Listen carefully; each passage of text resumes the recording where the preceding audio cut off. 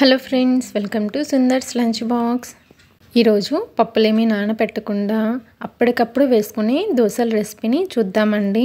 ఈ దోశలు అయితే చాలా మెత్తగా చాలా బాగుంటాయండి. తప్పకుండా మీరు ట్రై చేయండి. ఇక దోశ పిండిని ఎలా రెడీ చేసుకోవాలో చూద్దాము.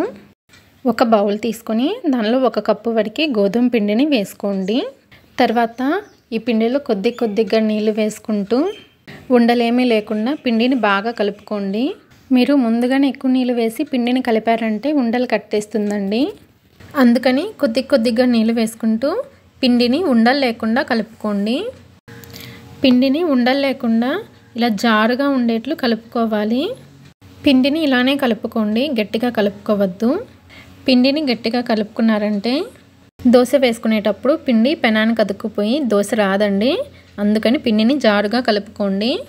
ఇప్పుడు ఈ పిండిలో రుచికి తగినంత ఉప్పుని, 1/2 టీ స్పూన్ వంట సోడాలో కొద్దిగా వాటర్ వేసుకొని బాగా కలుపుకోండి. ఇప్పుడు ఈ వంట సోడా వాటర్ని పిండిలో వేసుకొని బాగా కలుపుకోండి. ఇలా పిండిని బాగా కలుపుకున్న తర్వాత ఇప్పుడు దోశలు వేసుకుందాము. దోశల్ని వేసుకోవడానికి స్టవ్ పైన ప్యాన్ పెట్టి ప్యాన్ని బాగా వేడి చేసుకోవాలి. ప్యాన్ బాగా హీట్ అయిన తర్వాత ఫ్లేమ్ని లోలో పెట్టి ఒక గరిటెడు పిండిని ప్యాన్ పైన వేసుకొని అలా వదిలేసేయండి. పిండి దానికదే స్ప్రెడ్ అవుతుంది. ఇలా దోశని వేసుకున్న తర్వాత వెంటనే ఫ్లేమ్ని మీడియంలో పెట్టి దోశని కాల్చుకోవాలి. దోశ పైన తడి ఆరిన తర్వాత కొద్దిగా ఆయిల్ని కానీ నెయ్యిని కానీ వేసుకోండి. దోశ ఒకవైపు కాలిన తర్వాత రెండో వైపుకి కూడా తిప్పుకోండి. ఇలా దోశని 2 వైపులా కాల్చుకొని ఒక ప్లేట్లోకి తీసేసుకోవడమేనండి. ఈ దోశలు భలే సాఫ్ట్గా చాలా బాగుంటాయండి. ఇదే పిండితో మీరు సెట్ దోశ కాకుండా నార్మల్ దోశలను కూడా వేసుకోవచ్చండి. ప్యాన్ బాగా హీట్ అయిన తర్వాత దోశ పిండిని వేసుకొని వీలైనంత పల్చగా స్ప్రెడ్ చేసుకోండి.